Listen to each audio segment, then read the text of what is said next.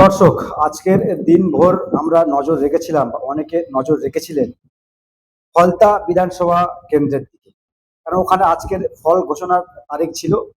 আর ঠিক ওখানে নজর রাখার কারণ এটাই, ওখানে পুষ্পা ছিল। তো তো আমরা অনেকে নজর রেখেছিলাম।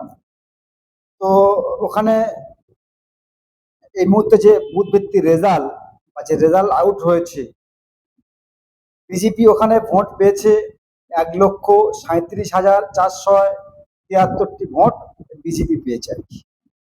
এবং যেটা মজার বিষয় হচ্ছে, যেটা দেখার বিষয়, যেটা লড়াইয়ের জায়গাটায় রয়েছে, সিপিআইএম দ্বিতীয় স্থানে ওখানে গিয়েছে। বুঝতে পারছেন, সিপিআইএম শূন্য থেকে দ্বিতীয় স্থানে ওখানে লড়াইটা দিয়েছে বিজেপির সঙ্গে। সিপিআইএম ভোট পেয়েছে ওখানে ৩৮,২৬৫ ভোট সিপিআইএম পেয়েছে। বুঝতে পারছেন কেমন লড়াইটা দিয়েছেন। এবং তৃতীয় নম্বরে হয়েছেন কংগ্রেস প্রার্থী, ভোট পেয়েছে ৯,৭৫৮টি ভোট পেয়েছে। ৩ নম্বরে কংগ্রেস রয়েছে, ১ নম্বরে তো বিজেপি, আর ২ নম্বরে সিপিআইএম ৩৮,০০০ ভোট পেয়েছে। ৩ নম্বরে কংগ্রেস। কিন্তু মজার বিষয় যেটা, পুষ্পা ঝুঁকেগা নেই, পুষ্পা ভোট পেয়েছেন ফলতা বিধানসভা কেন্দ্রে ৫,৯১৪টি ভোট পেয়েছে। দর্শক, এটা বলার উদ্দেশ্য আমার এটাই, পুষ্পা আগে থেকে স্যালেন্ডার হয়েছিলেন যে আমি ভোটে টোটে লড়বো না। তো ওখানে নমিনেশন উইথড্রল করা যাচ্ছিল না, কারণ সময় ছিল না। নমিনেশন উইথড্রল হয়নি, অর্থাৎ পুষ্পার সাইন ছিল। লোড ওখানে মানে ভোটাররা ওখানে ভোট দেওয়ার জায়গা একটা ছিল। কিন্তু সেক্ষেত্রে দর্শক, পুষ্পা ভোট পেয়েছে ৫,৯১৪টি ভোট পেয়েছে। বিরাট ভোট পেয়েছে পুষ্পা, ঝুঁকেগা নাই, অনেক ভোট পেয়েছে। তবে দর্শক, আমরা দেখছি যেটা, রাজ্যে তো বিজেপি ক্ষমতায় রয়েছে, তাই না? রাজ্যে বিজেপি ক্ষমতায় রয়েছে। এটা এটা কিন্তু প্রথম নির্বাচন, বিধানসভা নির্বাচনের পরে, মানে সরকার পরিবর্তনের পরে প্রথম নির্বাচন কিন্তু ফলতা উপনির্বাচন, এবং যেটা রিপোল বলেন না কেন, সেই নির্বাচন। সেখানে তৃণমূল কংগ্রেস ৪ নম্বরে, তৃণমূল কংগ্রেস সর্বভারতীয় দল যেটা বলে আর কি, তারা ৪ নম্বরে চলে গেলেন। মানে বুঝতে পারছেন, মানে তৃণমূল কংগ্রেস যে মাথা তুলে দাঁড়াতে পারবে না, এটা কিন্তু বলতে আর বাকি নাই। তৃণমূল কংগ্রেস বিজেপিকে রুখতে পারবে না। এনারা বলে না বিজেপির এগেনস্টে আমরা লড়াই করছি, তো এই লড়াই করছে সিপিআইএম প্রার্থী, মানে বামফ্রন্টের ৩৮,২৬৫টা ভোট পেয়েছে। ভাবতে পারছেন কতটা কন্টেস্ট করেছে ওখানে সিপিআইএম। তৃণমূল যে ভোট দেওয়ার স্বাধীনতা মানুষকে এতদিন দিত না, এটা কিন্তু পরিষ্কার হয়েছে।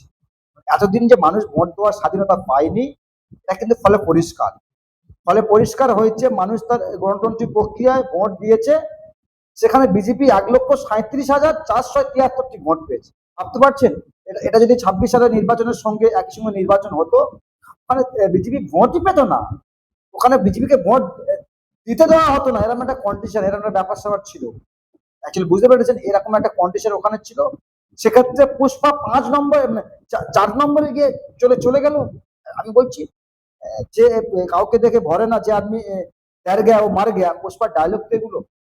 তো ভয় লেগে গিয়েছে, মরেও গিয়েছে। দর্শক, এরকম একটা ব্যাপার স্যাপার। আমি বলছি ২ নম্বরে স্থান পেল না, ৩ নম্বরে স্থান পেল না, একেবারে ৫ নম্বরে। ভাবা যায় এগুলো? এনারা আবার নাকি সর্বভারতীয় দল। আসলে দর্শক, মেন কথা, এতদিন ১৫ বছর মানুষ ভোট দেওয়ার স্বাধীনতা পায়নি, স্বাধীনতা পেয়েছে, ব্যাস ভোট দিয়ে দিয়েছে যার যার মনে হয়েছে। এখানে কিন্তু অনেকে অনেক কিছু প্রশ্ন করছে যে বিজেপি ক্ষমতায় আছে বাংলায়, আসলে ভোট দিতে দেওয়া হয়নি বা কারচুপি হয়েছে।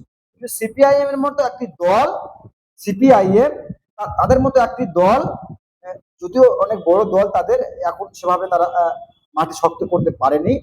সিপিআইএম এর মতো দল, বামফ্রন্টের মতো দল, কোনো প্রচার মিটিং সেখানে তারা করেনি। হালকা পাতলা করে যেটা করেছে আর কি, কারণ তৃণমূল কংগ্রেস ওখানে তো প্রচার টোচার করতে দেয় না। তো কম বেশি প্রচার করেছে, ৩৮,০০০ ভোট পেয়েছে। ভাবা যায় এগুলো? ৩৮,২৬৫টি ভোট পেয়েছে। মানে আমরা তো নজর রেখেছিলাম হয়তো পুষ্পা দ্বিতীয় স্থান লাভ করবে, হয়তো দ্বিতীয় স্থানে থাকবে, কিন্তু এখন ৪ নম্বরে।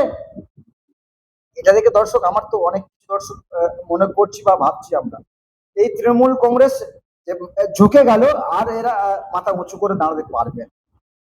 ফলে বিকল্প মানুষ কিন্তু সিপিআইএম কে ইতিমধ্যে দেখছে, বিকল্প রাজনৈতিক দল হিসাবে সিপিআইএম কে দেখছে। এই ফলতার মানুষ কিন্তু দেখিয়ে দিয়েছে যে সিপিআইএম একমাত্র পারে, বামপন্থীরা পারে বিজেপির সঙ্গে লড়াইটা দিতে। এখানে বুঝতে পারছেন 38,265টা ভোট সিপিআইএম পেয়েছে এবং কংগ্রেস ভোট পেয়েছে এখানে 9,758টি ভোট পেয়েছে। ভাবা যায় সেই 9,000 ভোট পুষ্পাও পেলেন না।